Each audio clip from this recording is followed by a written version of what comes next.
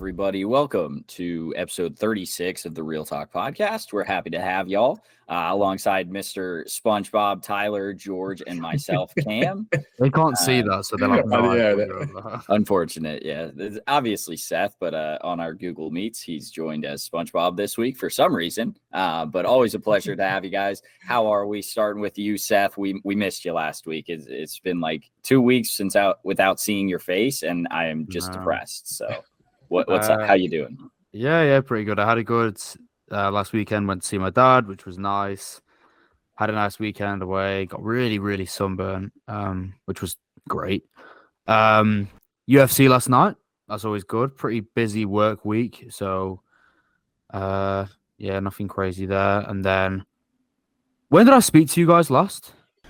We spoke we did the Guardians. It's like last Thursday. It's like 10 days ago. So then I did a shoot with UK people will know Lad Bible. Yeah, right? Just so daunting. Like I think I said to you guys, I thought it would be like a small, like a 3 people in a green screen room kind of thing. And I walk in, there's like 10 people, 15 people, a seat in the middle, people watching, like 10 people watching me in a meeting room next to it. I was like, oh my God, this is horrific. When does that come out? Like, when can people see it? I don't know, actually. I don't know. I'm assuming a few weeks. I'll just put up my story when it is available and stuff. But that was fun. Different experience. It was quite nice doing something different. But overall, pretty good 2 weeks, I guess. Pretty stressful.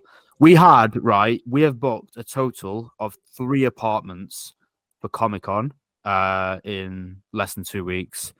And is Airbnb a thing there? It is, isn't it? Mm-hmm. Yeah.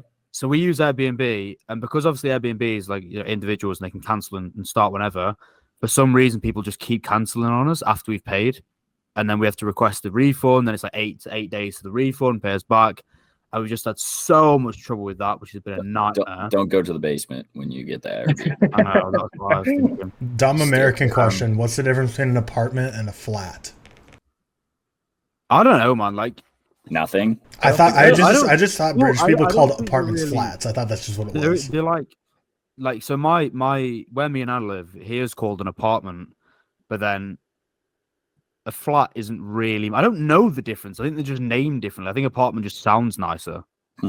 Like it just sounds better. I don't think there's any. There might be, to be fair. I don't know, but from what I know, who are you staying with for Comic-Con?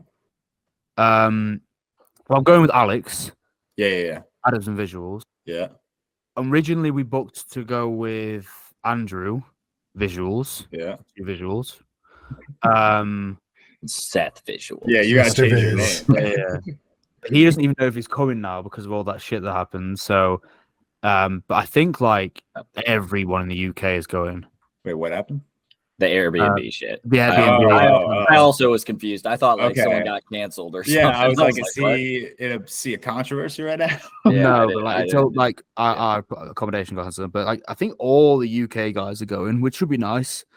Can't believe they didn't approve my request. Oh yeah, you did request, didn't you? UK Comic-Con. You're mid. A lot of people got denied if they did it at the same time as you. So that make you feel a little better. Well, a lot of people, I'm in like this group chat on Instagram with like New York City, like movie creators, like not ones that are like in our general circle, but they just tossed me in because I met one of them at an event once. And a few of them got rejected for the New York Comic-Con passes recently. A couple of them got accepted. A few of them got rejected. How big's the New York one? Pretty big, I'm assuming. Huge. It's at the Javits Center. It's massive. What does the request get you? Just like extra access or just access? Just gets you a free. I think it gets you free stuff. Yeah, it's just free. From what I applied for, it was just a free ticket. Yeah, all I got was a free. All like you don't get like backstage or anything. You just no. It's like you get to go. General admin. You just get to go. Probably like £100, I think, around that for like 3 days. Yeah. You just get that for free, so it's pretty good. But you don't get anything like more than that, I guess. Must not have appreciated my guess that ass. Probably not. No, kind of bullshit. All right, George, how are you? I am great. I had a good week of work. It's getting New hat. Thanks for noticing. I Epic actually, hat alert. I genuinely appreciate that all you guys noticed the second you got on this call, because I just opened this package like 30 seconds before this.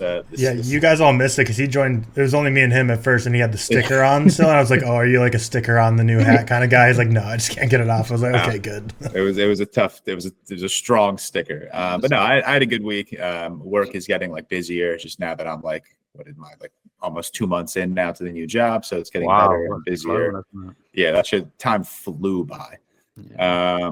And then having fun. I watched Real Steel last night, and that was the first thing I logged on Letterboxd since March 9 or May 9. Sorry, so it's been a long time since I've really watched something. Yeah. It's just late. May 9th isn't as bad as March 9th. No. But that wouldn't have made any sense. So I didn't really think about that one. All right, that's fine. But no, it's just like a couple days without movies is just weird for me. But no, I've had a great time. We went on a boat yesterday. First boat outing of the season, which was nice. Is that the first one since you moved?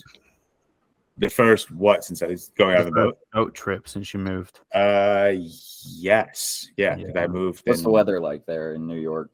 Yesterday was nice. Yesterday was like mid 70s, but like very cloudy. So it was like it was kind of windy, but kind of hot. Today is sunny and like mid 60s. So today is also Mother's Day. We're recording on Mother's Day, so happy Mother's Day to everyone.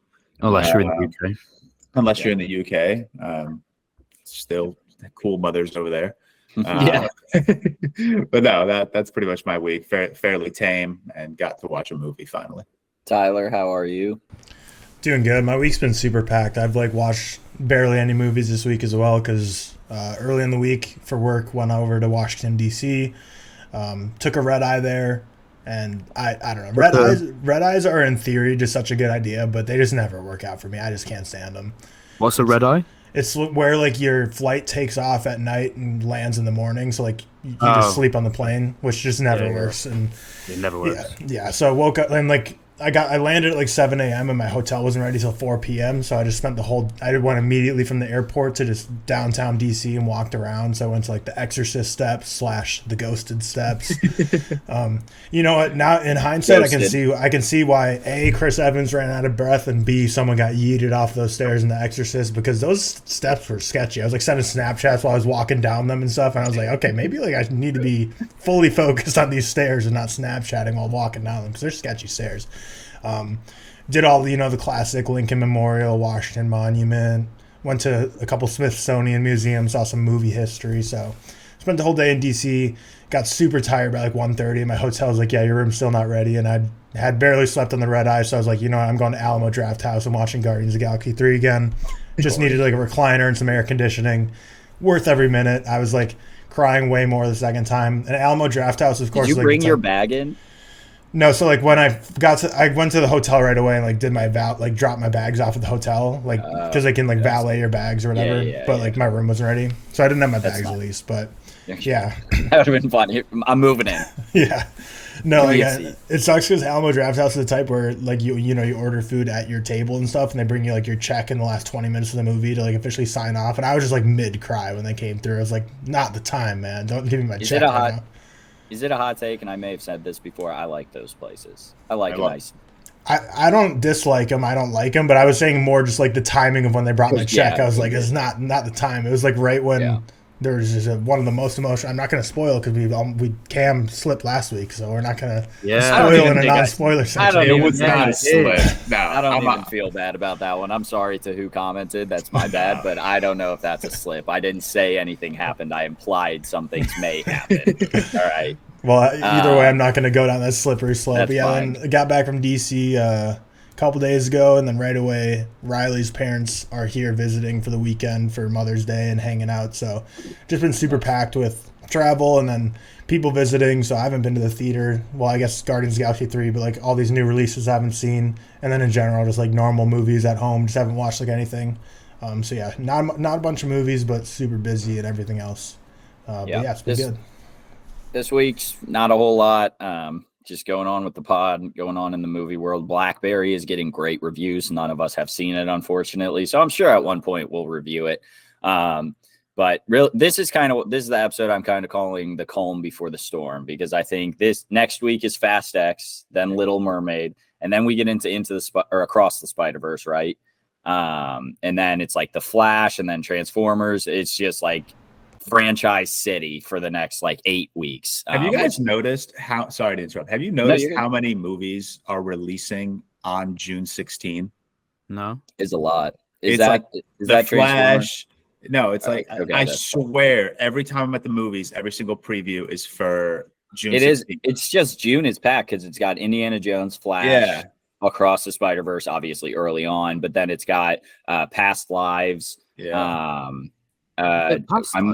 missing one more. Yeah, Past Lives is the next like A24 movie. That's like apparently the best movie that's ever came. June. I know. I've seen all the. I didn't know it was June. I thought it was ages away. Well, it's for April, us, it's probably like 24. It's probably like 20. Yeah, exactly. Yeah. I'm excited for June though, because May genuinely is like, this has been an awful month for releases. It's September. Technically, though, we got to see Guardians early. Technically, Guardians. Yeah, that's fair. But like this past weekend was brutal because like shout out to some of our friends on TikTok who got to go like visit Robert Rodriguez in Austin and see like the Hypnotic set. But that movie's getting horrible reviews. That movie's It's opened to like a 2.3 or something. Yeah, they get. I think a couple of them gave it the interviewer bump, but the reviews. To be fair, I do the same. Oh yeah, same here. Same here. For sure. I will sell out so quickly, people. Like you don't even know. The first movie premiere I get invited to, 100 out of 100, no doubt. What'd you rate 80 for Brady? Wasn't that your first deal? Is that a 5-star? Yeah. I haven't watched it yet. I feel bad. I made a video on it. I'm so sorry. To the local 80 for Brady people. All right, but yeah, my week was fine. Shout out Mother's Day. Shout out Emma. Sorry, hun, that I'm taking like 3 hours out of your day to record, but I'm gonna try to speed through this so we can get and hanging out with her. Made her breakfast this morning, so hopefully that gives me a little bit of grace for. What'd you chef up? Little huevos rancheros. Yeah, it's like a Spanish like egg or like a Mexican egg. It's got like refried beans, pico de gallo, other salsa, eggs, cheese. It's pretty simple. It's pretty good. Are you gonna make me breakfast when I come visit you? Heck yeah, man! I will. I'll chef it up for you. Yeah, nothing really of note for my week. No Star Wars this week, shockingly. Wow. I think really. I thought about it all week, and I think I was watching Star Wars when I was having a bit like a bad mental health month. And so now I'm feeling better. Weather's changing, and I don't feel the need to just binge Star Wars as much. But I will finish it.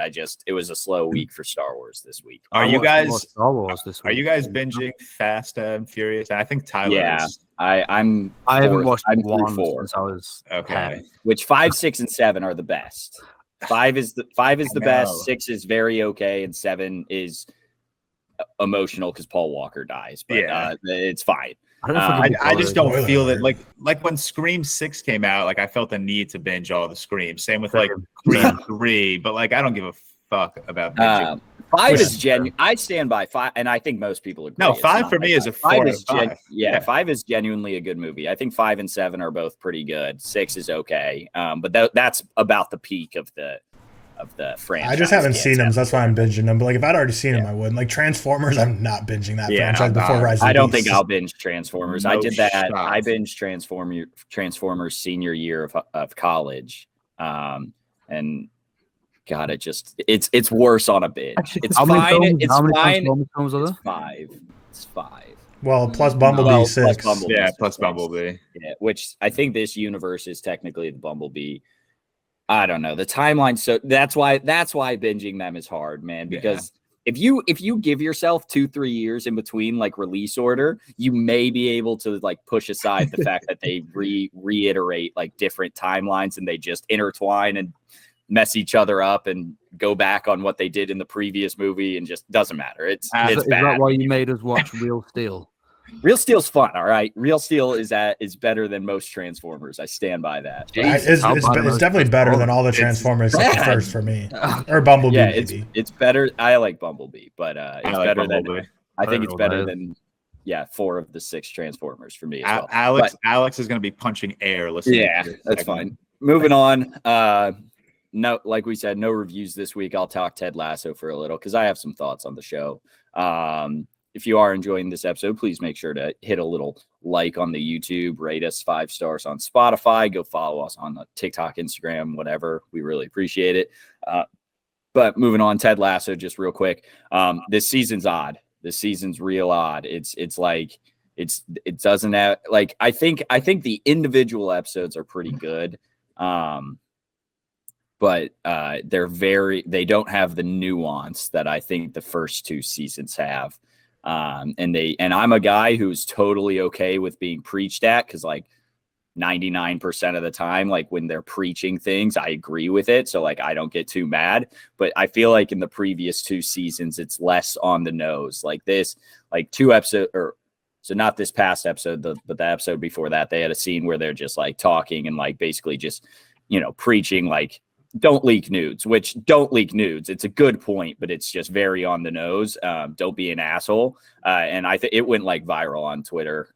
People were very mad. The writing's not great this season, which is it the same writers as the first 2? Yeah, it is. But like Ted Lasso, Jason Sudeikis is like has likes on Twitter that are like making fun of the writers. Like he's liking tweets that are making fun of the writers, which is odd. I still enjoy the show. It just hasn't had. And, we'll see later when we do our top 10 TV show episodes. I'm sure there's one of them that's very high on my list. It doesn't have like that emotional punch that seasons 1 and 2 had. It still has good moments, and they gave us a good moment this like last episode and maybe 3 episodes ago. It's just kind of odd. It's a bit of a flip. How many episodes are left? I think there's 3 episodes left. So I think we just got 9. So we have 10, 11, 12, I believe. What's the general consensus on the season so far? I haven't seen much about it. I think people are down on. I think it's the same as Mando. Definitely not as good as the first 2. People either hate it or some people are like myself. Like I don't know. I still like it, but I can recognize it's not nearly as good as the first 2.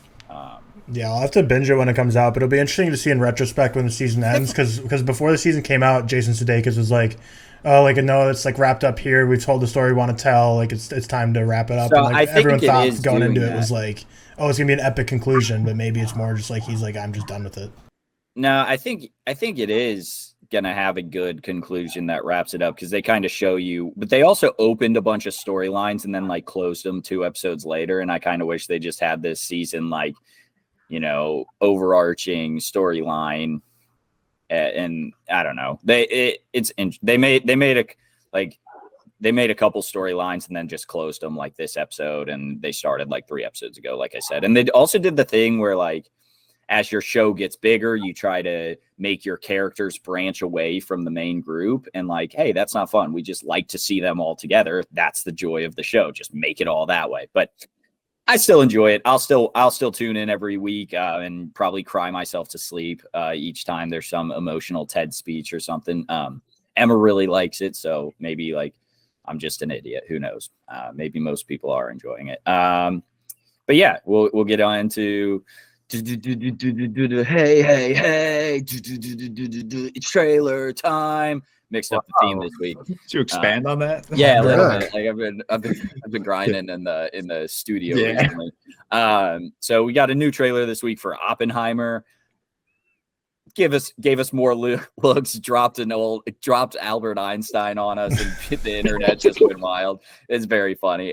Which it's so like obviously he's gonna be there, but like the Avengers have just ruined it, where you get a cameo like with like a Einstein in an Oppenheimer trailer, and people just go wild. I saw so many memes where it was like an end title card of Oppenheimer. It was like Einstein will return. Yeah, I saw a tweet that had me dying. It was like a quote tweet. It was like, Oppenheimer, we need someone who knows what E is equal to, and then someone else is like, I know a guy, and then it pans over to Einstein.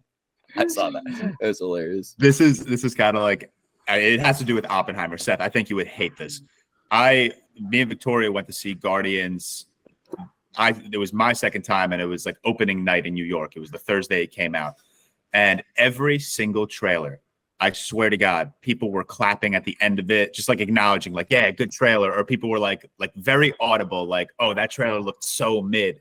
Like clapping more than they were clapping during the actual For a movie. trailer? For a even me and Victoria were looking unheard at of. each other like, since when do people fucking do this? Like at the end of the Oppenheimer trailer, which first off, I didn't know it was being like showed before the Guardians movie because there was no trailers between the first screening I Was went this to. at your early screening? Was this at your No, this was at like the actual like normal screening? normal Wow, screening. Yeah, it was the second time I saw it, and people were like clapping.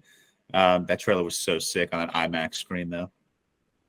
Interesting. You know, I might have Anything on the actual trailer other than Einstein showing up? I mean, at this point, it's like it's the second trailer, so it doesn't show too much. You get a new look at like Florence Pugh and a new look at like Robert Downey and everyone who's in it. The main draw to this right now is that it's Christopher Nolan and this cast is banging. So I think they're just trying to reiterate, hey, we have a great cast. Oh, I like that, Seth. I caught that eventually. Yeah. But truly the biggest trailer of the week, the Meg 2, The Trench. I should have done a trailer reaction to this because I showed it to Emma, and her and I are huge Meg fans. We're huge like prehistoric planet dinosaur fans. She was genuinely reacting to this thing like soups for fucking No Way Home. I should have shown it or like recorded it, man. It was awesome. This thing looks so goddamn dumb. I'm all in. No, genuinely, like, you ready for this comparison? This is what it exactly looks like. It looks like Evil Dead 2, because Evil Dead 1 was, like, campy, but also scary, and it was, like, in between, whereas then Evil Dead 2 just goes straight up, like, bizarro, wacko world. This looks like that, because the Meg 1 was, like, trying to be scientific and kind of, but then also kind of campy. This looks straight up nothing but camp, and I love every minute of it. This is going to be so fun. This is Damn, you gave the Meg a 3.5 out of 5 stars. Yeah, I gave it a 3. I loved the Meg. It's not horrible. It's not like piss. All right, it's not Peter Pan and Wendy, which I also watched this week. But I haven't seen the Meg. Oh, at all? I haven't seen the Meg. No, it's better than like Jaws 2. I'd say that's okay. That's not a high. That's a bad comparison. You can't start there. It's kind of like Tyler said. They honestly try at like some points to make it like creepy. This big ass shark. It is very campy. None of you are going to be a 3.5. Like it's on the same level as Real Steel for me. To be honest, it's campy. It's fun. I like it more than Real Steel though. That's probably true. It's probably better than Real Steel. I should have looked at them. Honestly, I should have looked at them too when I was rating because I think I had Real Steel higher, but probably isn't deserving of that. I love the Meg. This is just like the Meg 2, the more Megs, because there are 3 Megs in this one. There are 3. Yeah, you see like 3 fins come out of the water at one point. Because there's 2 in the first one, right? Yeah, well, the 2, yes. But we only ever spoilers. Oh, yeah, that Loki is a spoiler. I don't fucking care. It's a long time ago. There's only ever one at one time. So George, what they do, you'll be like an hour into this movie and they've caught the Meg, and all of a sudden, nope, bigger Meg. I love the start of the Meg 2 trailer where you thought it was like dinosaurs ruled the world. Well, my wife thought it was Prehistoric Planet. She's like, oh yes, like because that Prehistoric Planet 2 coming out later this month, most anticipated release of the summer, by the way.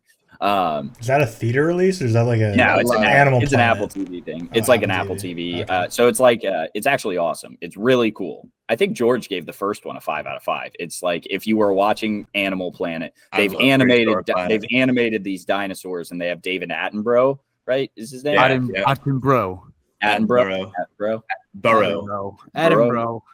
All right, whatever. He narrates it like it's Animal Planet. It's actually really cool. Like that's not a meme, but Hans Zimmer did the score. The Meg 2, Hans Zimmer did the Prehistoric Planet score. Fair enough. That's awesome. They should have just 5 out of 5. They should have just called this like the Meg 2, 2 more Megs or something. two Meg, 2 Furious. Yeah, 2 Meg, 2 Furious. It's also Jason Statham's there. Oh, at one point, if you watch the trailer, he stops the Meg with his foot on like on a what's behind him. It's like a platform or what, a dock. Incredible. It's like when Dom Toretto stops a car with his hands. Yeah, awesome. So great. So, and then moving on, Poor Things, starring Emma Stone and Willem Dafoe. Basically a woman Frankenstein, to my understanding of it. Emma Stone is basically Frankenstein, but as a woman. Deals with like I didn't read up too much on it, but I think it deals with a lot of like coming of age things of like learning what it is to be a woman, that sort of thing. But looks good. It was only like a 30-second tease. I don't know if you guys have anything more. Another contender for overused tweet with the window, with like the window looking like a penis. Like a penis. Like 70,000 people pointed that out. Yeah. Yep. We need to start keeping track of these overused tweets. We have to. It's like a High Evolutionary being greater than Kang. That tweet. I sent you every single one. You did, yeah. I don't know if I've overused though. I sent you 4 in one night. Yeah, and I was scrolling. Yeah, but that's just from like big accounts. I know. Big accounts. Do you know what I mean? Like, I'm about to tweet it. I'm about to tweet it. We could add the Meg to that list too. I've seen so many people tweet like greatest movie of all time incoming or something. I haven't seen that one, but maybe that's because I'm the person tweeting that. So you can't notice it if you're that person. You're the one. I've seen it. Bird Box Barcelona dropping July 14th. Did anyone like the first Bird Box? It's like a spin-off. I liked it. I think I liked it. Really? Thought it was. I hated the ending. I hated it. Me too. Yeah, the ending sucked ass, but everything leading up to that. Bad. I think was it her going to like a blind sanctuary or something? Like I would have loved if that movie ended the way like The Mist ended, not like the exact way, but like if all of them just died. Yeah, I would have loved. I haven't had. Have you guys seen The Mist? You should watch The Mist. Yeah. I liked the first time recently. I liked the first Bird Box. I didn't love it. I never expected them to make like a spin-off. I thought it was just like a Netflix did decent with because that was one of like their first, if not the first original movie. It might have been the first, but Bright. The Will Smith movie, Bright, was their first ever. That was their first ever. I'm old enough to know the Bird Box Challenge. Shout out people just like running through traffic blindfolded or whatever. That was such a great time in pop culture. Oh my god, that's better than Tide Pods, man. That's better. All right, moving on. The Crowded Room, starring Tom Holland and someone else who I can't remember. Sasha Lane. Shout out me for interviewing her. Thank you. Oh, nice, fantastic. Any opinions on The Crowded Room? Looks like an Apple TV TV series. Apple TV seems to release exactly what it is. TV series, don't they? I've not watched any of them, to be honest. I think they have put more money into their TV shows than movies for sure. Which is that different. One you watched on Apple TV? The Harrison Ford, was it Shrinking? Shrinking, yeah. Was that? I got through 7 episodes of that, and it was really good. And I don't know what stopped us, but we just stopped watching it and haven't finished it. It was like it just didn't. I don't know. It was good though. I was gonna say poor Tom Holland, but not really because he's like loaded and dating Zendaya. So I think he's doing fine. But the discourse around this show is basically all I see about it is just like, well, here goes Tom Holland's like 3rd attempt to try and be a real actor, and so no one really takes him seriously in the acting world. He's not a good actor. Yeah, it's not his fault. It is. I wasn't saying anything. I'm saying in the acting world, people do not take him seriously. No, he has. I don't think he's put on like a poor performance. He's just been in bad. Like I think in the devil all the time. I don't like the devil all the time, but I don't think he is the problem. Same with Cherry. I don't like he. Wait, did you not like Devil all the time, George? I don't love it. I think I have it like 3 out of 5. I have like a 3.5. It was way too like. They tried to like Tarantino it a little bit, and I don't think it worked too hot. Like I don't think I cared enough about any character to like when the ending comes up and they all kind of intertwine. I was like, I don't really give a fuck. Robert was great though. Robert was great. Oh, happy birthday, Robert Pattinson! Yesterday was his birthday. Oh, your best friend. Did you text him already? And also, while we're on the topic, shout out my mom. Her birthday was yesterday, and one of my best friends, Matt Shapiro, also his birthday yesterday. How many friends do you have whose birthdays were yesterday? Like 4. Yeah, I think this is. I think that was a fine movie, and Cherry was a fine movie, but he's not the problem with any of those. Did you guys see Chaos Walking? No. Yeah, I did. That's a bad movie. Yeah, I really hated that. May be his. That's not his fault, but he wasn't good. Bad writing. That was just bad writing. Yeah, that's a rough movie on two fronts because not only did like that make people think Tom Holland's not a serious actor, but same with Daisy Ridley when both I think are great actors and actresses. She stopped acting for what, like 3 years or something. I think we talked that when Star Wars. Tyler, did you just watch a movie with her at Sundance? Yeah, and it's coming out at some point this year. It's called Sometimes I Think About Dying, but it's getting a theatrical release, and I thought she did great in it. So, felt that. Yeah, moving on. Flamin' Hot, the story of the janitor that came up with the Flamin' Hot Cheeto flavor. Apparently, it's good. It's getting good reviews. It comes out this Friday on Hulu, but apparently it's good. Is it Eva Longoria? Many of these. Yes, no, this new like business, like how this was created movie is too bad. many. Blame the social network because now everyone thinks they're Aaron Sorkin. Apparently, I can't blame a movie 13 years ago for a trend. Yeah, that was the start. That was the tipping point, and then everyone's like, you know what I could do? It be Aaron Sorkin, and they can't. Fun fact. Except when did The Big Sick come out? 2017. That's good stuff. 17. Right. Wait, The Big Sick? How does that have anything to do Big with Short? Big Short. Okay. I always get them mixed up. My fault. But yeah, who cares about Flamin' Hot? Maybe it's good, maybe it's not. Here's a big one: iCarly season 3. Anyone? I did see the trailer. They're trying to make what everyone wanted when they were kids come true, which like we just don't care anymore because it's finally like Carly and Freddie getting together. Yeah, I will say Victoria does like the new like whatever reboot or retelling of iCarly, and I have seen a few episodes. It's really not that bad. When did we start? I think people like it. It's awesome because they're not gearing it towards like a new generation. They're gearing it towards the generation that grew up with iCarly. So like it is a young adult, like mature show. Obviously they still like try to keep it as PG as possible just because there's going to be young children watching, but like it's growing up with us. It was like PG-13. I thought they'd like talk about sex. Yeah, they do. That's what I'm saying. Like they grew up with their audience. They didn't try to gear it towards like a new audience of like 9-year-olds. 2 seasons ago. Yeah. No, when did it come out? Was it recent?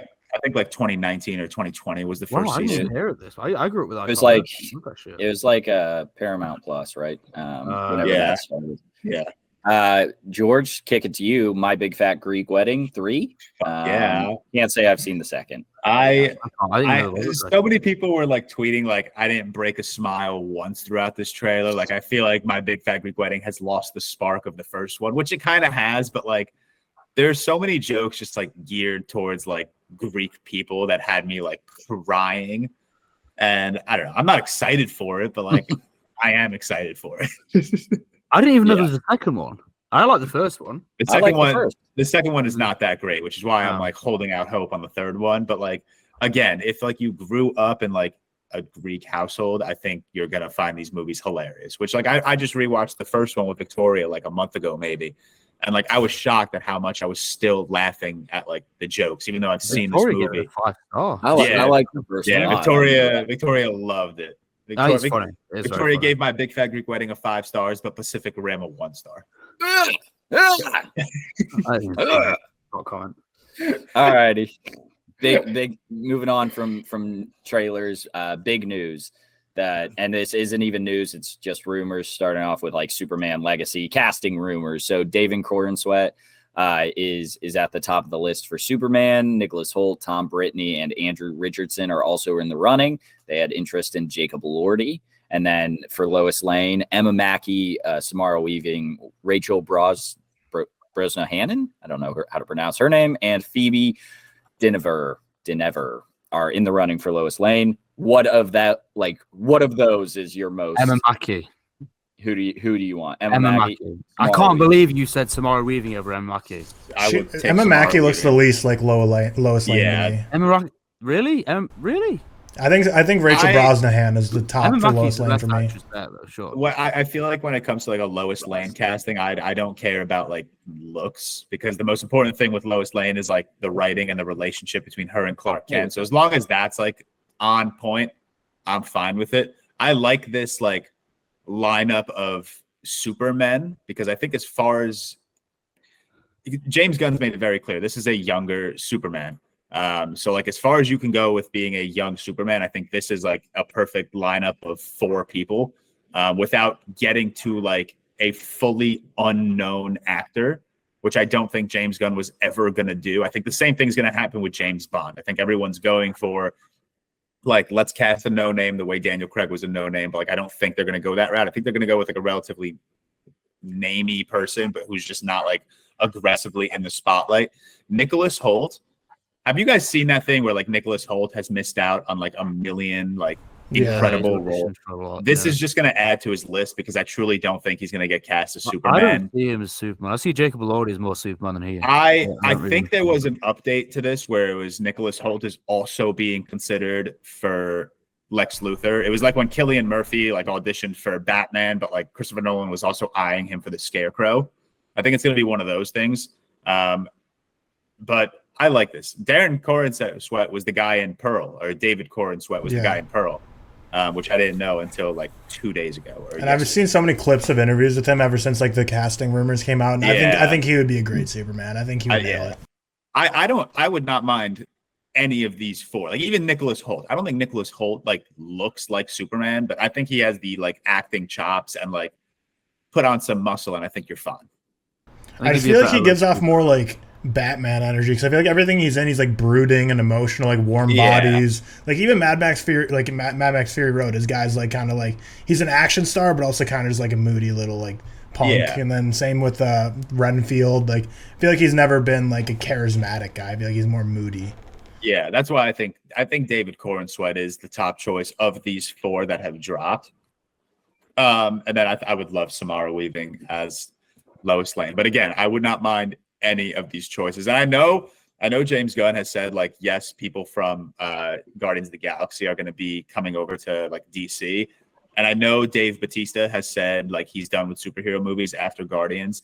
He would be a fantastic Lex Luthor. Fantastic. That'd be such an upgrade. That'd be like big?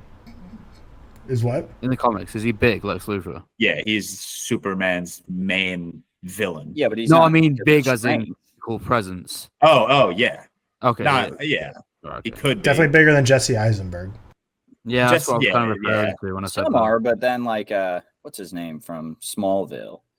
Yeah, he was never large. He's not large. I mean, like they don't have to be large. It's just the brain is large. And you drink mother's piss and call it apple cider or whatever. Have Bradley Cooper go over from Guardians to be Lex Luthor and give him the limitless pills, and then he can be Lex Luthor. All right. I'll be right back, y'all. Okay. Also, speaking of Bradley Cooper, and I think have you guys you've all seen Dungeons and Dragons, right? Yes. So you rated it a 3-star. First off, did I know that Bradley Cooper was in the movie? Was that like a cameo of the year? We spoke about it on the review. I don't know if you were there. I turned like the hearing off because I hadn't watched it. Me and Victoria, we were watching this movie and we were both like taken back. We were like, wait a second, is that Bradley fucking I loved that scene, man. That was so out of nowhere. I was like, how did he slide his way into this goddamn movie? That's really funny. I guess all could. Yeah, I was gonna say like I think David Cornsweet for me is like my top Superman, but all 4 like. I think I'd prefer Richard Brosnahan, but all 4 of those like Lois Lane contenders I'd say are good. But then again, like I don't know. I feel like media always runs wild, but who knows if literally a single one of these are being considered by James Gunn? Like we literally don't know. Who was the guy we were referring to? David what? Cornsweet. I don't know if I know who that is. He's from Pearl, but that's the only thing I know him from. But I literally when people said, "Oh, he's from Pearl," I don't remember him at all. I did not remember which character he played. So he's very minor. But I've seen so many interviews with him on Twitter lately, and like he just gives off Superman energy to me.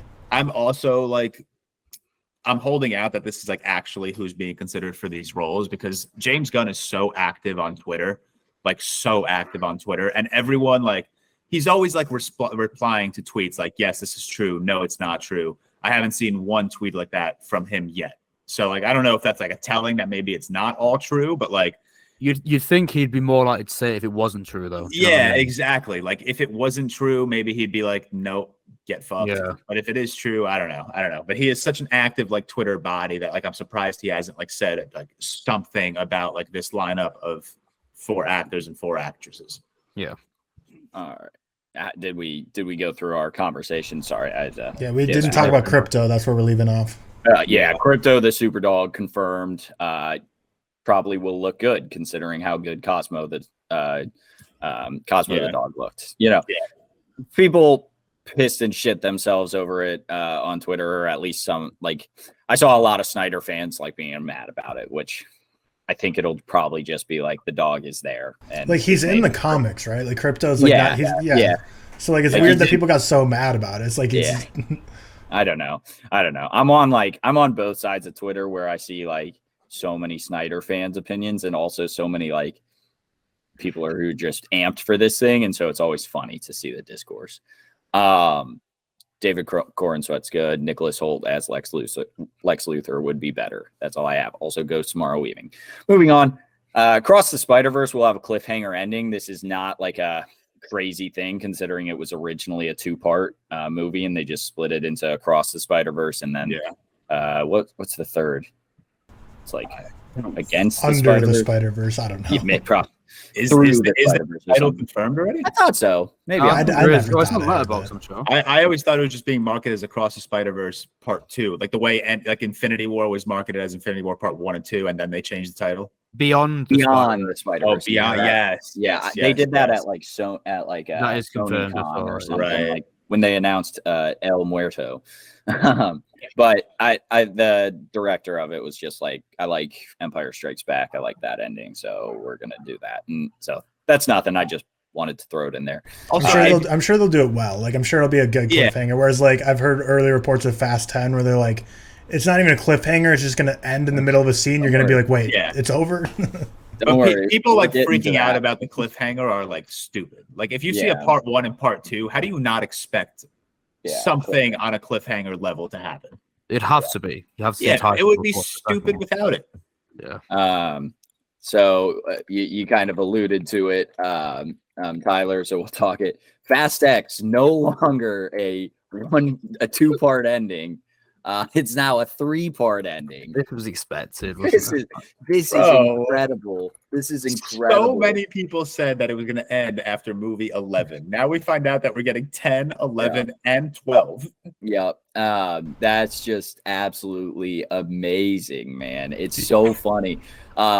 It's just like, how? And Vin Diesel said that Dom Toretto will be traveling through time and space in these movies. Like what? Bro, I would believe that. I would believe that. Oh my god. Also, it's not even a flex, but I'm seeing Fast X early on Tuesday. Nice. I'm sad. I could have saw it on Friday night, but have watch F9, you idiot. Yeah, I still do need to watch Fast 9. Maybe I'll do that tonight. Watch F9. Also, this is actually kind of like big news, but not for the movie purpose. But Dwayne Johnson is allegedly returning for Fast X. So he's in this Fast, and I also think this is a spoiler. First off, and so like I'm sorry if it is. But like Discussing Film tweeted it, everyone tweeted it. I think it's a spoiler, so I'd rather just people not tweet that if it is supposed to be something that they're keeping a secret. But this is actually like pretty big news because if you like have followed the beef between Vin Diesel and Dwayne Johnson, it's pretty like crazy, kind of like how much they hated each other and said. So I can run someone through explain this beef to me. Like, why do they beef? So during the Fate of the Furious, Dwayne Johnson posted a message on his Instagram slamming anonymous co-stars who fail to conduct themselves as stand-up men and true professionals and were too chicken shit to do anything about it, candy asses. And this was allegedly aimed at Vin Diesel. Vin Diesel just Vin got super mad about Hobbs and Shaw because that's like spinoff is ruining the family dynamic. And then at one point they brought up like Vin Diesel brought up Paul Walker's death and used that as like this family is all about like being there for Paul Walker's death. And Dwayne Johnson was basically like, do not use this guy's death as like a reason for me to not make a movie or some shit like that. And so that's why Dwayne Johnson wasn't in Fast 9 or F9. And they hated each other online and everything. And so that's kind of like where the beef started was like Fate of the Furious and then also into Hobbs and Shaw. Vin Diesel was very upset that that Dwayne Johnson did that. And then also Dwayne Johnson was all like, there's no chance of Hobbs returning. But then Black Adam dropped, and anything's possible. So they hated each other for a long while.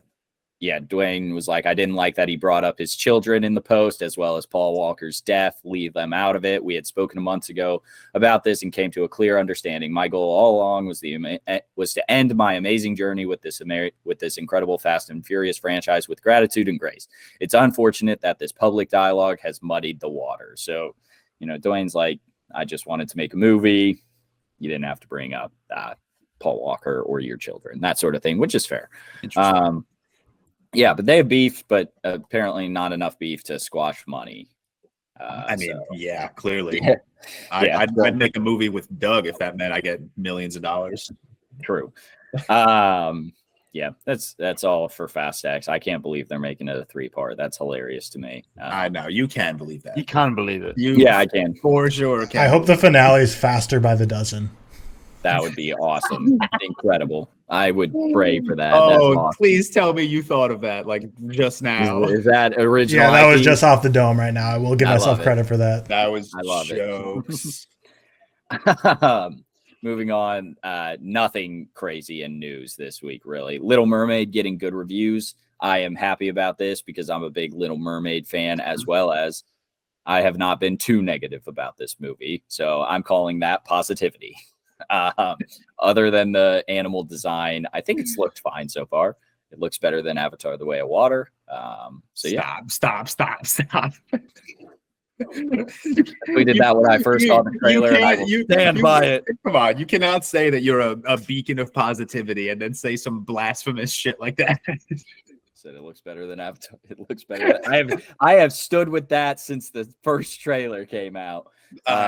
Jesus. No, I mean I've always said it looked fine, but it's good to see that it's like getting good reviews. And apparently Halle Bailey is like fucking incredible, which I don't think anyone no one doubted that part.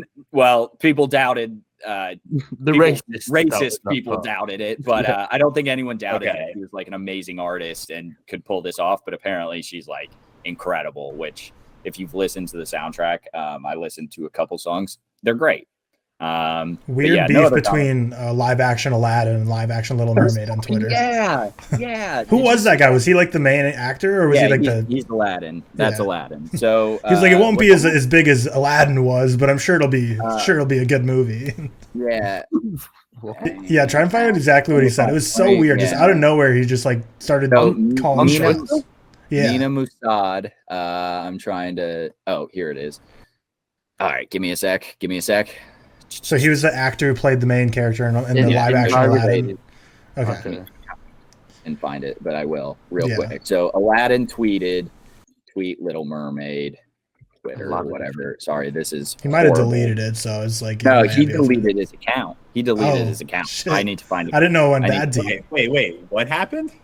Yeah, Cam's trying to find it, but there was like some big beef online between the pictures of it. Show me the goddamn tweet. The main character of the live action Aladdin started like throwing shade at the live action Little Mermaid, and it was just like a live action, just a big mid off on Twitter. Just all right, TMZ, you better show me this tweet. Yeah, okay. So Mina Masood, I don't know how to pronounce it, I'm sorry, who plays Aladdin, tweeted, our film was unique in that audiences went to it multiple times. It's the only way we reached the $1 billion mark with our opening. My guess is that the live action, or the Little Mermaid, doesn't cross the $1 billion mark, but will undoubtedly get a sequel. Just got ripped apart for this because that's such a weird thing to tweet. Exactly. It's like, why so tweet weird. That first off, but then just got ripped apart, deleted his account or deactivated his Twitter account. Which he'll come back and say something. I'll say it. I like the live action Aladdin. It's a whole lot better than I think it gets credit for.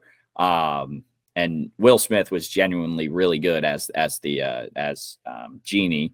The problem was What's Mustafar? No, that's the planet that Darth Vader. Darth Vader's planet. What's the bad guy in Aladdin? Mufasa. No, that's the Lion King. That's Lion King. We can do this. Aladdin, bad guy.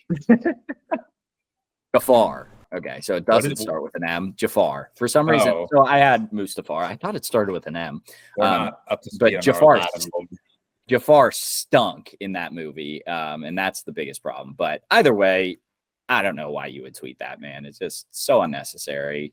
But always funny to see actors beef online. Moving on, Strays delayed to August 18th. Damn, No, I wish I saw the early screening now, because that means for sure they changed stuff from the early, because like I could have saw it like a couple weeks ago. And now I kind of wish I did, because clearly they're going to be changing quite a bit if they're delaying the release date. Yeah, this looks like such a new Will Smith movie where it's just like, haha, you guys see like sex? That's funny. Haha, this dog is humping a gnome. That's hilarious. Haha, dogs hump. It's so bad. It looks terrible, in my opinion. This is where I will not have my positivity. It looks bad. Agreed. But, yeah, getting delayed. A lot of Beetlejuice 2 stuff dropped this week, mostly just like casting news, like Willem Dafoe. What's her name from Wednesday? Jenna Ortega. Do you guys think Jenna Ortega is starting to get typecast? Yes. 100%. She's like Johnny Depp. I Like hate Johnny that. Depp. I don't like that. I don't like it. No, I She's mean, so good. she's great. In a She's lot of getting things. Helena Bonham Cartered right now. Yeah, I don't. Yeah, that's a good one. And I like Yeah. all the power to you. Like sign all these contracts and star in these movies, get your bag. But like she was so good in the Fallout. Like I want to see her do more like that. Did you guys like the original Beetlejuice? I think that's a great film. The original. I haven't seen it in a very long time, but I've never loved it. Scared the shit out of me as a kid, though. But yeah, it's just not something that I necessarily. Is Michael Keaton doing it again? Yeah, Michael Keaton's in it. Okay. Sure. It's like 34 years after the original or whatever. Sure. It's another legacy sequel. Yeah, great. The Platform 2 on Netflix. I don't know if you guys have watched The Platform. We just got a couple of first looks. I like The Platform.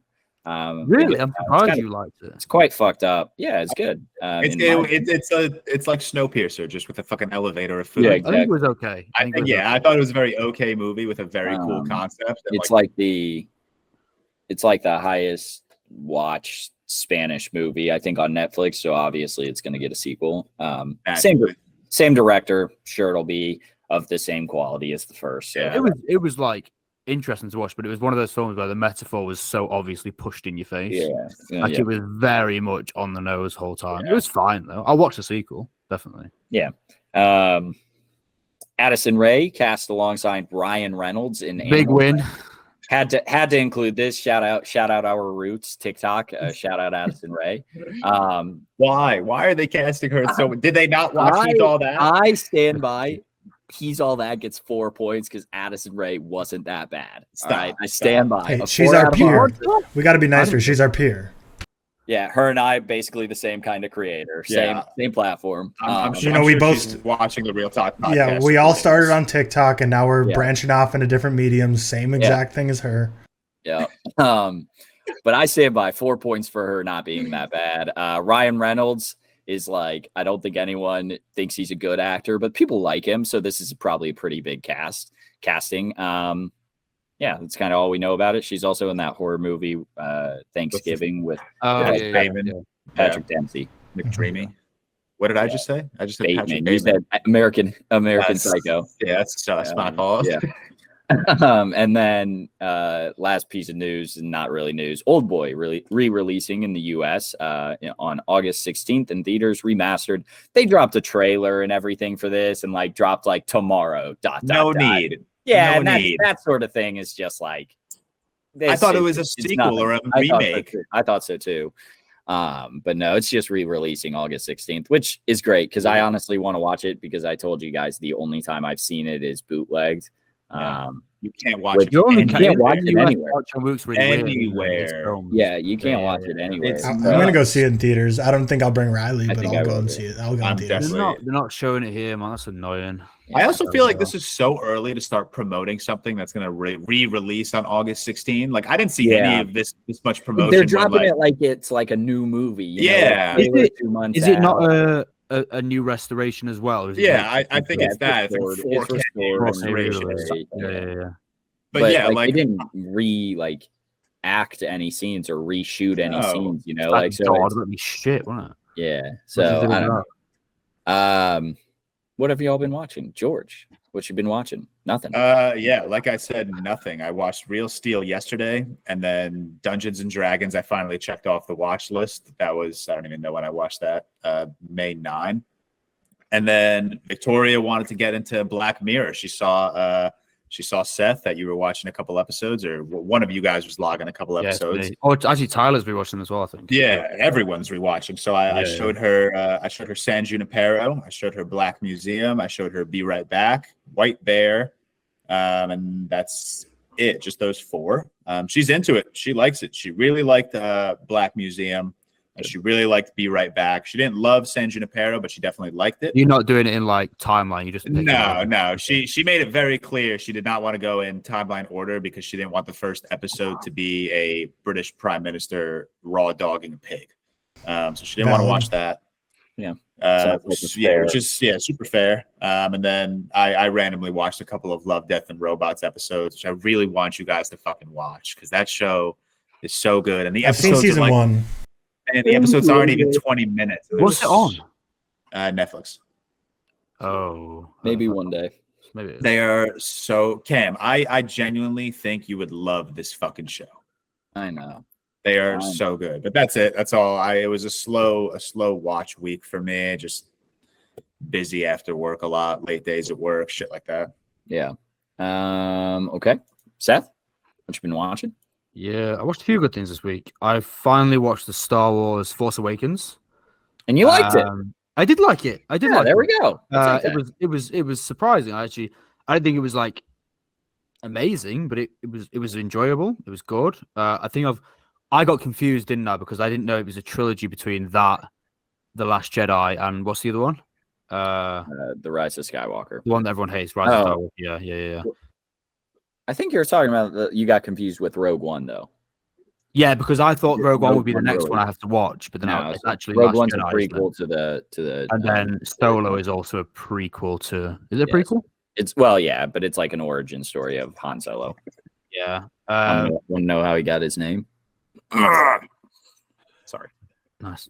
I watched Seven Samurai, which it's peak, baby. It's peak. I know it, and you know it.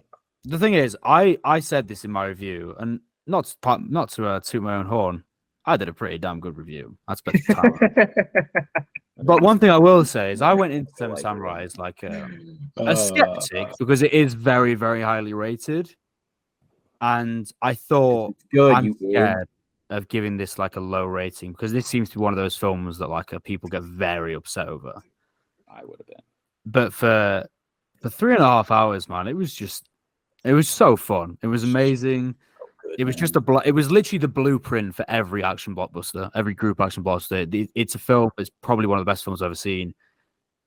Arguably the most influential film ever action film ever. And it surpassed all my expectations, and I loved it. It was fantastic. I've been watching Black Mirror, like George said. Oh, Shaun of the Dead as well. Not sure if you guys have ever seen that. It's pretty good. Oh, Dune as well, which I forgot to tell you because I didn't speak about it last week. Yeah, and you liked it. Fuck yeah, I liked it, man. That was sick. So hyped. It was really So hyped. I think that'd be my number one Denis now. That is shocking, honestly. I'm moving from one Denis to the other, George. I actually watched Polytechnic yesterday. Yeah, sad ass movie. I thought it was okay. Yeah, very sad. Yeah, it was like a 3-star for me. But I think I'd go do number one. I think that was my shit to a T, which did surprise me considering it's like a big epic sci-fi, which isn't something I usually love. But that was kind of fantastic.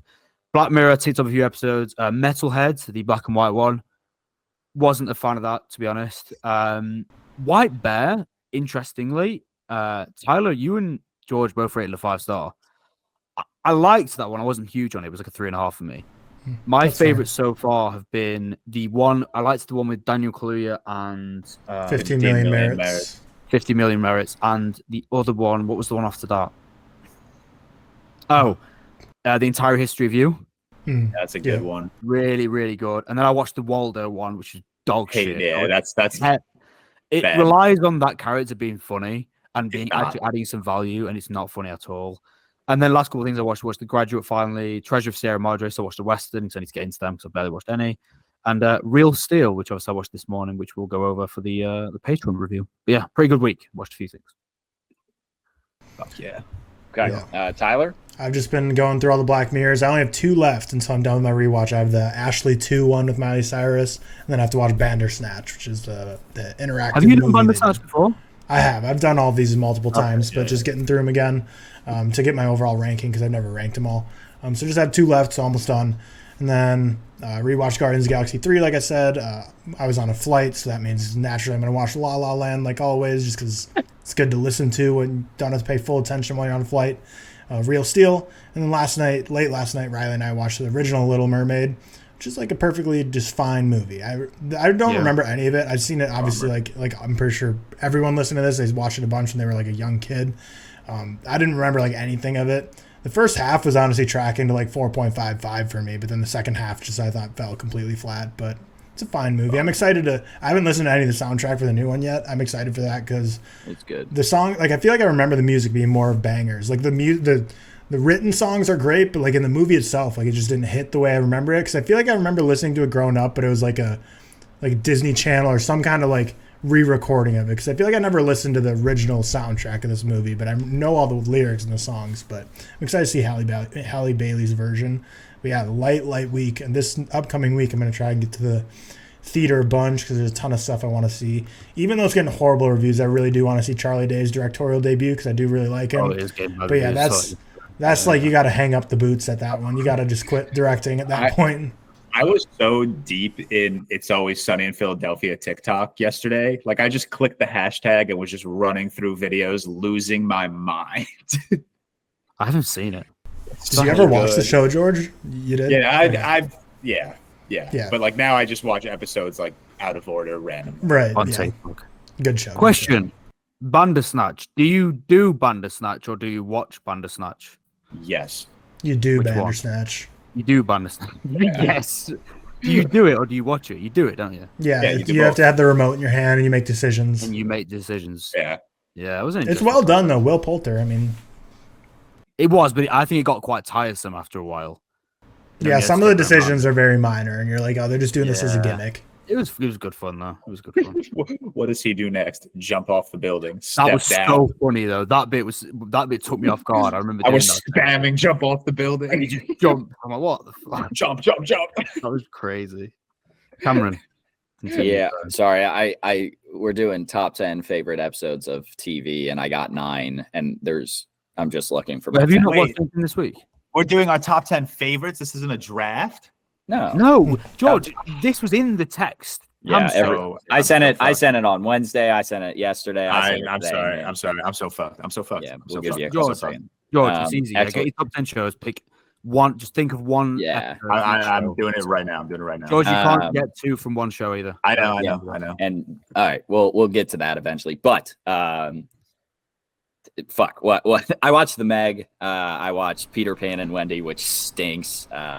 Is it that bad? Yeah, it's bad. You know what I don't like about what I think a lot of people, because talking about Peter Pan and Wendy, what a lot of people on film Twitter do, I feel like the people that like are the type of people that hate on stuff like MCU and stuff, I feel like they love to do stuff like David Lowery is like a respected director, so he made something that's shit, but they rate it like 3 stars because like, oh, clearly like he had a good vision and he did well. It's like, no, it's a shit movie, but it's just like a guy who's supposed to be like someone you root for, so you refuse to like rate it low.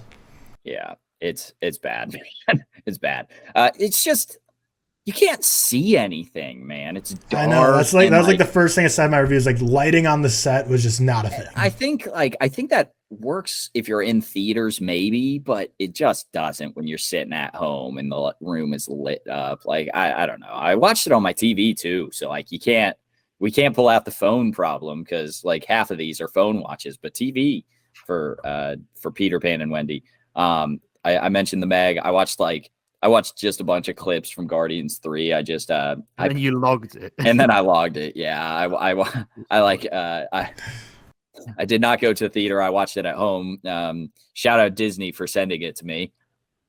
But I just like skipped through a bunch of different parts and made myself cry in bed while I was watching it. And then I logged it because I was like, that's good enough. Then Real Steel, obviously. Our review of the week. I enjoy the movie more than most, but it's not it's not perfect by any means. Yeah. So George, I hope you're ready and you better go to me ready last. to go, Go to me because last. we're starting with you. No, we're not. No, we're not. We're not. We're not. So this week, instead of a draft, we have a little bit more time. So we're going to be doing our top 10 favorite TV show episodes, individual episodes, but part ones and part twos count as like one episode. And then also we made the rule only one episode per show. So I could have picked like 10 The Office episodes probably. But we're just one per show. I think it's George starting. I will literally kill you. And the only other caveat is that if like so many shows of part ones and part twos, that just counts as one episode. Like you don't have to. Yeah, I thought I said that, but sorry, maybe I was. No, you're good. Seth, we'll start with you because you were here last week. No. All Please, right, people. Tyler, I'm literally Tyler, I'm ready. I'm ready. Yeah. So Tyler. I will say. So I prepped this list, but I'll say Great if I got the Bruce Wayne Batman unlimited prep time, I think probably 4 of these would actually make my top 10. But I gave it like a college try, like spent 20 minutes, put it together. So I don't think all of these would be like visually my top 10. So I'm gonna run through 10 through 6 right now. Yeah, 10 through 6. Okay, Yep. so number 10, I'm going to go Squid Game Gong Boo, which is the game where they play marbles, which I don't know if that would actually land in my top 10, but I was looking at all like the TV shows. I was like, I really like Squid Game, and that episode especially was so emotional when they're playing the marbles against each other. Yeah. Big twist at the end of that one. Number 9, probably recency bias, but I'll go the pilot of Last of Us. I know a lot of people probably have like the third episode is the highest, but I know George and I are the pilot boys. Yeah. Speaking of It's Always Sunny in Philadelphia and Charlie Day, at number 8, I have The Night Man Cometh when they do their play. And I think Danny DeVito is just hilarious in that episode. You got to pay the toll troll, or the troll toll. Hilarious episode. Number 7, Succession. A lot of people will probably have like season 3 and season 4 as their best episode ever. But if we're going favorite episodes, I'm going to say Which Side Are You On, which is season 1, episode 6. Simply because that's the episode that because I watched the show so many times and never got into it, but finally this is the one that turned me on to it, where it got me hooked. So for that, I'll be a little nostalgic for it because I love the show now, and that's the episode that really got me hooked to it. And then lastly, for this little go around, I'll go Stranger Things: The Upside Down, which is the conclusion of season 1, which gave us the epic Steve Harrington turn into being a good guy, badass, and then 11 just doing her thing. But season 1 in general, I was looking back on it, I really enjoyed that because even the pilot I can throw in my top 10s. I love the first episode of Stranger Things. Mm-hmm. There's just a lot of episodes that I really love. But yeah, there's my 10 through 6. Hopefully I bought enough time for George and Seth. I'm good. This was way easier than I thought it would be, actually. Yeah, I'm still on Struggle Street, so George, come on. Good. Okay. Again, maybe recency bias because we literally just talked about it in this episode. But at number 10, I have the episode of Love, Death, and Robots, Sonny's Edge. I think that is peak Love, Death, and Robots. It is 17 minutes of chaos with I don't even know if you could call it a third act since it's only 17 minutes, but the final, I don't know, what comes to light is just fucking brilliantly done. My number 9 goes to Friends, the one where everyone finds out. I've seen that episode. Wow. I can't even tell you how many times me and Victoria rewatched this one episode of Friends because it never fails to make us fucking laugh. So good. My number 8 goes to an episode from my favorite limited series, which is Haunting of Hill House, and I've picked The Bent Neck Lady. Oh god, I forgot that on my list. It's such a great show and episode. Yeah, that episode is just haunting and depressing, and it makes you feel uncomfortable and stressed out, and I absolutely love it. It scares me. I know exactly when the Bent Neck Lady appears every single time, and it still fucking scares me. Yeah, dude. God, it's a great episode. It's such a good episode. Yeah. My number 10, 9, 8, 7. This might be a little bit of a shock, but I think you guys know I love this show. I'm going the episode of New Girl, Clean Break. That is a shock. I didn't know you loved that show. I love that show, and I rewatch Clean Break all the time. It's just it makes me tear up every single time. I think every character just has this amazing moment that just sends them into the next season, particularly with Schmidt, who I fucking love. And then my number 6, again, maybe a little bit of recency bias, but I have been finding myself watching this episode of this one show very often lately, and that is the finale of Arcane, the monster you created. I stand by. I think Arcane season 1 is top 5, possibly top 3 seasons of television ever. And I think the finale just wraps it doesn't even wrap everything up, not to spoil anything, but it's so fucking amazing. Please watch that show. All right, so Seth, I am ready. Okay, so 10 is going to go to Peep Show. No, it's not. Sorry, I read the wrong. I've put my jump list scare really... right there. A little jump scare. Already. Okay, calm down. Okay. 10 is going to go to In-Betweeners, which I'm so happy you included that show. I'm so happy. Yeah. Any guesses, Tyler, on which episode? I really don't know. Maybe if I had to guess, I'll say maybe like the theme park. No, well, it was close. It's the camping trip, the final one, season 3. Gotcha. Yeah. 9 is going to be the pilot, season 1, episode 1 of Fargo. I don't know if you guys ever watched Fargo with Mark Freeman. Loved that show. 8 is going to be, again, we move to recency bias, I guess, for me, but the finale of Chernobyl. Amazing episode. Every Chernobyl episode, man. Yeah, everyone was amazing. Specifically, the finale I thought was just, stupid. 7 is going to be Autumn from This Is England 90. Obviously, you guys have never seen that. 6 is going to be the Red Wedding episode, the what's it called? Reigns of Castamere from Game of Thrones, season 3, episode 7, 6, something like that. It's an incredible episode. Season 3, episode 6 of Game of Thrones, and then that's it, isn't it? We're just going to 6. Yep. Yeah, sound. Cameo. All righty.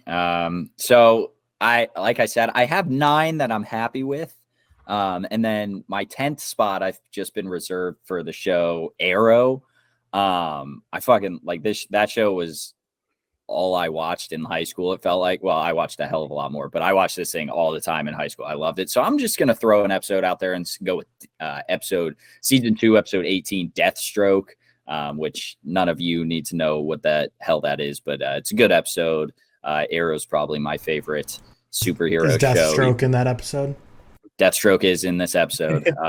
He's got the old mask on. Slade Wilson. It's a good episode. I could have picked a whole lot of episodes, and honestly, I don't know which one's my favorite because I haven't watched it probably since being out of high school, honestly, other than maybe new released episodes. But I used to watch it a ton, and I really loved it. Maybe I'll go back to it. Number 9, Breaking Bad, Ozymandias. Don't love the show. Just makes me feel like shit every time I watch it because this guy just sucks. But that's a good episode. That's a good episode of television. Number 8. Here's a shocker. I'm going with Grey's Anatomy. 2 episodes, Sanctuary and Death and All His Friends. Wow, I'm going to tell Anna that. She'll love you for it's that. The episode where it's not a 2-parter, but I'm counting it as a 2-parter because it's the 2-part series finale of when the shooter comes into the hospital. That is such a good episode. Yeah, peak television, man. Like so I can't believe that's like season 12 or something. Yeah. I can't believe I made it that far in the show, but that's so good. No, that's earlier. Is it? Maybe I'm way earlier. That is so much earlier. I looked it up yesterday and I literally can't think of it now. But moving on to episode 7 or pick 7. How I Met Your Mother, The Final Page, part 1 and 2. Just the Barney's the Robin. It's the best play in the playbook. I made a video on that this week. Number 6, Game of Thrones, Hard Home. So when they fight the White Walkers, and then like that epic shot everyone knows of like him raising the White Walkers. Yeah, right? I didn't see that. It's a good one. Sanctuary, Grey's Anatomy. Oh, season 6, episode 23. Well, I don't know where I thought I saw it. I was going to know your Grey's Anatomy trivia. Yeah, come on, my man. bad. I did make it to season 12, but different part, I guess. So to Tyler, right, for your number 5?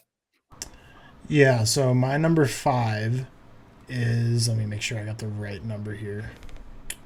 Yeah, so season 1, episode 21 of Prison Break, Go. It's the penultimate episode. Damn, I should have gotten I think that episode's so hyped because that's like, obviously the final episode's when they go for the escape. Spoiler alert, I mean, it's in the title of the freaking show. But the one before is just so intense because you're like, I forgot her name. Will the nurse like help them? Will all these pieces that they need to perfectly fall into place pan out?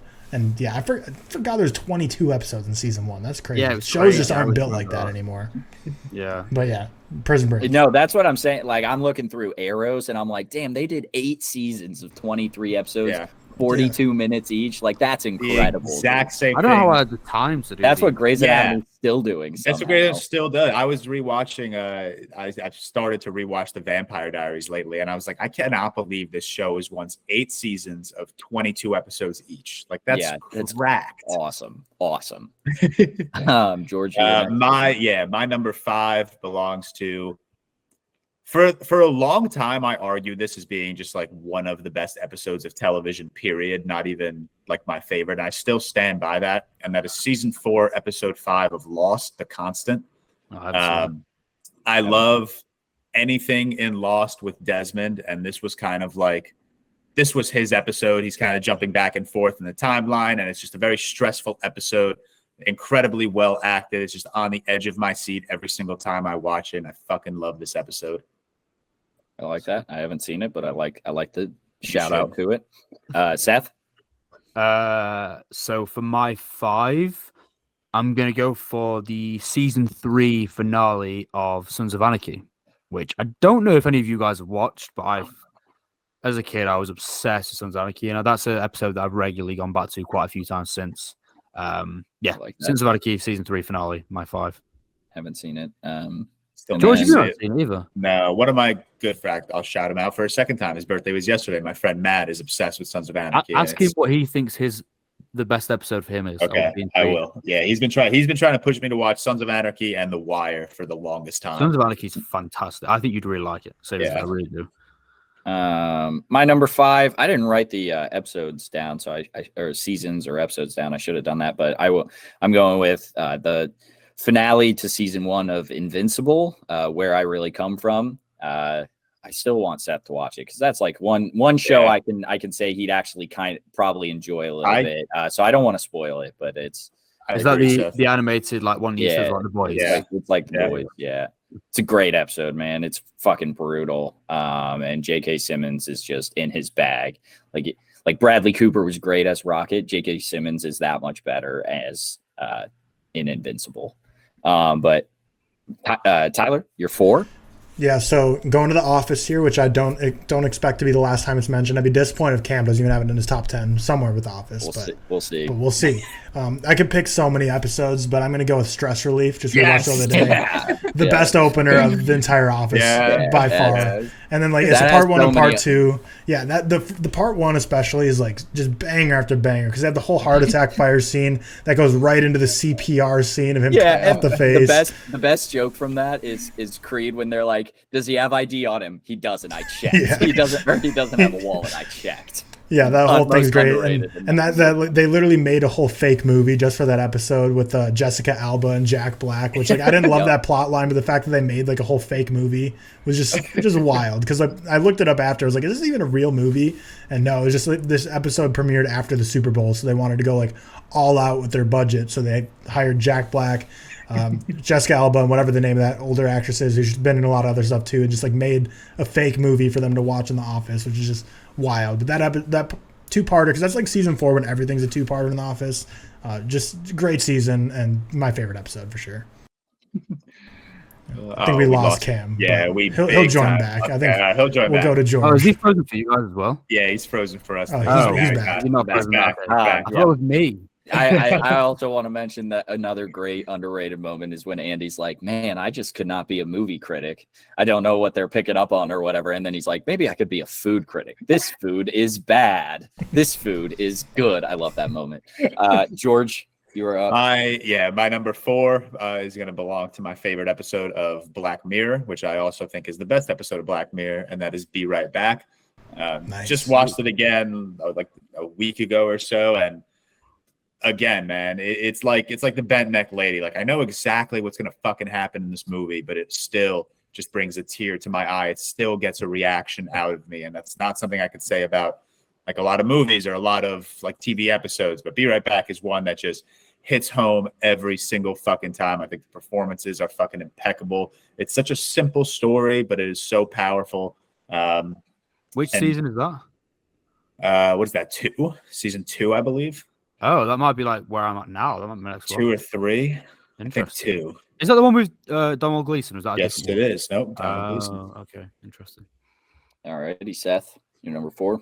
Yeah, so my number 4 is going to be my favorite episode from Breaking Bad, which is actually not Ozymandias, That's fair. although it was very close to being. I'm actually going to go for the season 4 finale with Face Off, which I think is probably the consensus second best. It's just fantastic. It was the whole last few episodes of season 4 for me were just perfect, as with many of the episodes. But season 4, the finale especially, was just incredible. That's my season 4. That was a short runner for my list. That and Felina as well. Yeah.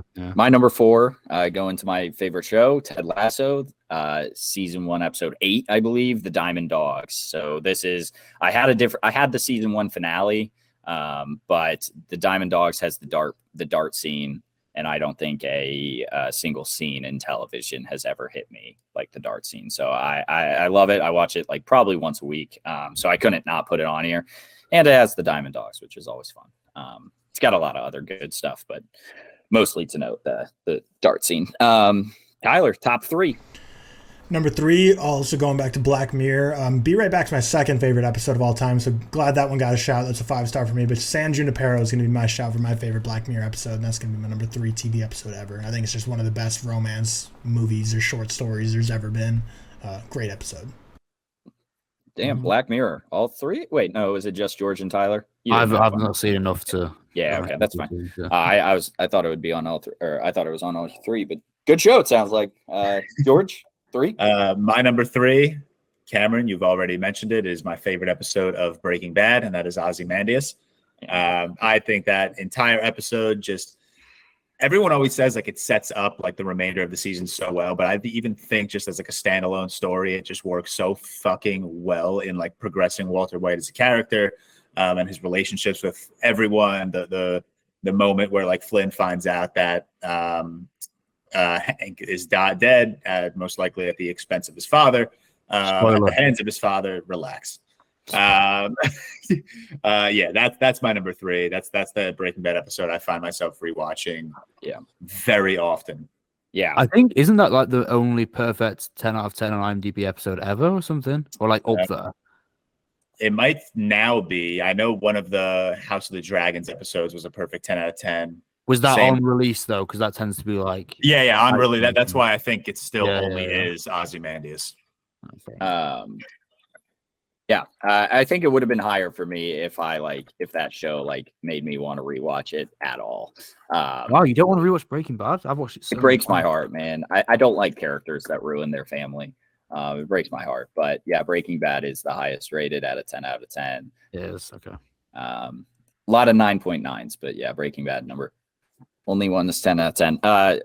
Is it to Seth next? You're number 3. Season 3 for my 3 has to go for my favorite episode of Breaking Bad, and that is Fly. It was just incredible. I think you already did Breaking Bad, and he's bullshit. Yeah, and he's bullshitting. You already did. We like Fly, by the way? Did we like Fly? No, people who say they do just think they're better than everyone else. Yeah, they're just lying. They're lying. Hey man, I like Fly. I didn't love it. Don't get me wrong. It's not bad. My 3 goes to the season finale of Dexter season 4. That was episode 12, I believe. That was the season with, I know you haven't seen it, but season with John Lithgow as the main villain. Impeccable, possibly the best season of TV I've ever seen, the whole season 4. But the finale is just, incredible. That's my 3. I like that. I also have not seen that. But to my number 3, you can't throw Luke Skywalker in a show and not expect it to be on my top 10. So I got the Mandalorian season 2 finale, The Rescue.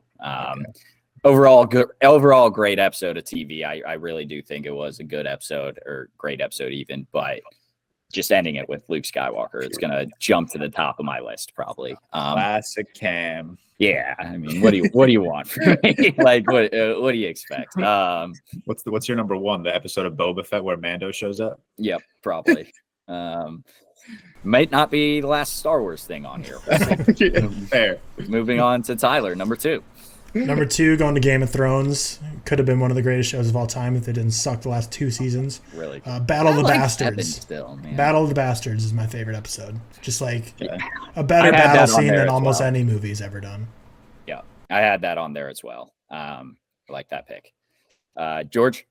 My number 2 comes from my favorite show ever, and that is Avatar: The Last Airbender. And this is a 4-part series finale, Sozin's Comet. Mm-hmm. I watch all 4 in order once a month, and I treat it like it's a movie, and it's just so fucking amazing. That final scene, or not the final scene, just the final like showdown between Ozai and Aang just will never not be incredible. The last Agni Kai between Zuko and Azula is one of the most perfectly crafted scenes of television I've ever fucking seen. I absolutely love, and adore that episode, or those 4 episodes, technically. I like it. Seth? Yeah. My number 2. How many crossovers we had so far? I'm surprised we haven't had more. Has it just been 1 with Ozymandias? Ozymandias, yeah. Because now it is 2. And I'm crossing over with good Tyler, and that is Prison Break Season 1, Episode 21. Nice. Same like exact it. episode. Yeah. Let's Yeah. go. Do you know what? I was going to go for the finale of Season 1, 22, but then I kind of thought about it beforehand, and I actually liked the setup rather than the escape a little bit more, like for the Agreed. exact same reasons you said. So yeah, Episode 21, I've watched that. There's so many in Season 1 of Prison Break, though, that could be in here for me, but that's definitely the best. It's making me want to rewatch it now. I couldn't believe it was 21 because I remembered in my mind I was making this list. I was like, the second to last episode of Season 1 was my favorite. And then I looked at the episode list. It's like, there was 22. I thought there was like 10, and that was episode 9 or something. Yeah, it was crazy. Yeah, and every season. But yeah, that's my number 2 anyway. My number 2, I don't know. George can decide if this is allowed. It is. It's not a part 1 through 4, but it is like a 4-part story. Yeah, it's you're fine. It's the Clone Wars season. Yeah, so, yeah, go for it. It's part 1 through 4. I don't care what people say. Yeah, it's the Clone Wars. The last 4 Yeah. episodes are just the Siege of Mandalore arc. I was looking at Yeah. it. My favorite would be the Phantom Apprentice. So if I had to pick one, I would go with that one. But the last 4 episodes, the last 3 episodes of the show are all 9.9 out of 10 on IMDb, and then Deservingly the so. third one is like a 9.7. Like this, it's like if you're a Star Wars fan or not, it's not going to resonate with you obviously as much if you're not a Star Wars fan. But this is just like genuinely great TV. Incredible to watch. The animation is so goddamn good, and like there's like what I believe to be the best fight in Star Wars between Ahsoka and Maul. It's like entirely mo-capped. The animation is beautiful. It's insane. But yeah, really good arc. Like I said, if I had to pick one, it'd be the Phantom Apprentice with that fight between Ahsoka and Maul. But honestly, like one of probably the best like season cap or show capping episodes ever. I think like I don't know other shows that have capped that well. But yeah, it's great. Tyler, number 1. My number 1's already been mentioned, so don't need to talk about it too much, but it's Ozymandias. Like, if we did just top 10 TV episodes, we didn't have to limit it to 1 per show, there'd be like 5 or 6 Breaking Bad, and you're probably for me. But this episode, you're just holding your breath the entire time, and it's just perfectly done. There's nothing I would change, absolutely no notes. Yeah. Is that 3 out of 4 of us had Ozymandias? Is it 3? Yep. Yeah, 3 out of 4 of us, and all 4 of us had Breaking Bad. So. I had to ruin that shit, man. Sorry. That's all right. That's all right. It's a good episode of TV. No one's gonna say good. It's so good. George? My number 1, also been mentioned before, so I won't harp on it too much, and that is Game of Thrones: The Battle of the Bastards. I think that entire battle sequence is arguably number 1 and 2, right there with Helm's Deep from Lord of the Rings as being just the best on-screen battle we've ever seen. The scene of Jon pulling out his sword about to take on an army by himself. That's that TikTok meme we see, the indomitable strength of man or of human or whatever. And I fucking love that. Rajan's score in the background, that is the best that he's ever done. That is without a doubt my number 1. And I'll say the same thing Tyler said about Breaking Bad. If we were doing multiple episodes per show, Winds of Winter, Hard Home, Reign of Castamere, these all would have been on my. There would have been 7 Breaking Bad episodes in my top 10. Yeah. Battle of the Bastards, like I said, could have been on mine. and that's one of those episodes that like people go back to now and are like, oh, there's so much plot armor protecting Jon Snow. Fuck off. Like they made one of the best like action sequences ever. So what if there's a little bit of plot armor? That's what the point of the fucking show with dragons is. Like that's one of my most annoying things that I see on Twitter is like so much plot armor in it. Like, yeah, but it's a show about dragons. It doesn't matter. Seth, best episode of all time or favorite, I guess? No, best. Best. I'm so sad I didn't watch season 6 of Game of Thrones, man. That fucking shit. That episode looks amazing.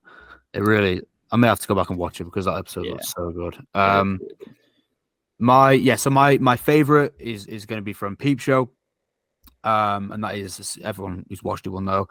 That is season 9, episode 3, and it's probably my most watched episode of TV of all time. Like when I went to see my dad last week, we watched it because he hadn't seen it before, and then we watched it straight away after, and it was just. I just have such good memories with it. It's hilarious. It makes me laugh more than anything else. And yeah, I probably watch it at least 20 times a year, that sort of thing. So yeah, it has to be season 9, episode 3 of Peep Show, number 1. God, you spoiled it right away at the beginning of our top 10. I know. Everyone knows it would be that one though, so I'll take it. I think we've lost. Yeah, I thought he was just pumped. I thought he was thinking. I was waiting for him to say something. Yeah. We fully lost Cam. I'm annoyed. Honestly, not annoyed, but I wish I had. I just couldn't slide an Office episode in there. I couldn't put. Yeah, I was surprised Cam didn't slide an Office episode in, but yeah, me too. Yeah, I'd be. Am I back? Am I back? Yeah. I was shocked about it, but couldn't just put one in. I love the show. No, I'm fucking around. My number 1 favorite episode of TV is The Office Niagara Part 1 and 2. W. Yeah. It's Jim and Pam getting married has the single best quote of any show ever. What is it? The church was plan C, the boat was plan C, the church is plan B, and plan A was marrying her a long, long time ago, pretty much the day I met her. I cry every time. I don't cry at movies. I cry at TV because sit with the characters for longer. And I've watched The Office 1.5 billion times. My number 1 favorite episode. I was going to be shocked if The Office. Yeah, I mean, the finale deserves mentioning because that would have been in my top 10 if we could do multiple episodes. That's a really great finale for a show. That's a tearjerker too. When Michael shows up again, that makes me cry. Yeah, Michael showing up. I wish there was a way to know you're in the good old days before you've actually left them. That one hits home because I was watching that senior year towards the end of the year of high school and hit home. Rough. But yeah, The Office is great. And I say Ted Lasso is my favorite show, and it is because that's what I'm watching and that's what I've watched most recently. But probably The Office, if we're being honest, is my favorite show. Good picks. George. Good list, everybody. George, what was your Friends episode again? The one where everyone finds out. The Phoebe and Chandler one. Yeah. Yeah, where they play the games with each other. And my favorite of Friends is the one with the chickens, or it's the game show episode. Oh man, that's great. I like the one where Ross gets a tan, and he gets so many tans. So funny. I think it's the one with the chicken, the chicken, the duck. Yeah, the chicken, the duck. Yeah. I know exactly what you mean. Yeah. But yeah, great stuff. Any honorable mentions? I have I guess just so many honorable mentions. To be fair, most of my honorable mentions come from shows that you exactly. Right, like there could be a few for me. Prison Break season 2. There could be everyone. Could be Peep Show. Breaking Bad. I could have also gone for Ozymandias. That was very, very close. Fargo could have been a couple. Dexter could have been the whole of season 4. George, I know you picked what's the show called? What's Haunted of Hill House episode? I think of Hill House. I couldn't pick a particular episode for me. Okay. I just liked all of them. It was a bit like Chernobyl, but I did pick one. But I could probably pick the same one as you if I was to pick Haunted Hill House. I think all of them are just great. It would have been the Bent Neck Lady or the finale for me. Finale. Yeah. The finale. I think those are two just perfect episodes of television. Yeah, most of mine would just come from the same shows. I'm glad that we did it where we could only put one from each show. Otherwise, I think all of our lists would have just been full of our favorite one. Yeah. Shows, I like that too. Because it was honestly too hard to rank another Yeah. Office episode versus like Ozymandias or Yeah. something, you know, like that would have thrown me off. So I'm Yeah. glad we did one episode of show. I want to give a shout out real quick to Crisis on Earth X, this like big Arrowverse crossover that they had in 2017, the first like massive crossover that we've gotten before Avengers Infinity War, before Endgame. It was a 4-part episode, each episode like 42 minutes long or whatever it is when you account for commercials. Not great, but I mean, like it's fine TV. It was fun to watch when I was in this like universe of the Arrowverse. And then so I think that's all. I don't have anything else unless you guys want to mention anything, but we can run through our executive producers. We don't have to run through the list because it'd be like 40 picks, but shout out to all of our patrons as always. Thank you guys for all the support. We really couldn't do it without any of you. The only reason that I'm allowed to like take off Mother's Day to chat with you guys for 3 hours is because of the patrons and actually supporting us. So I really do appreciate it. Go follow the Twitter, Instagram. I can't think of what else. YouTube, Spotify, Apple. Look at the Patreon if you want. We really could use anyone who's willing to help. So shout out our executive producers: Al Bodie, Mac Wells, Marcellus, Remy Walker, Jeffy Mod, Ben Ledge, Ben Hansey, Benjamin Vetch, Bram Vitz, Dean Cotamandis, Dylan Chip, Fernando Ford, John Anderson, Jordan Gagg, Josh Hines, Luke Durhog, Relapse, Tacos Rule Khan, Tobias Johnson, Will Kim, Eunice BBX. Thank you and good night.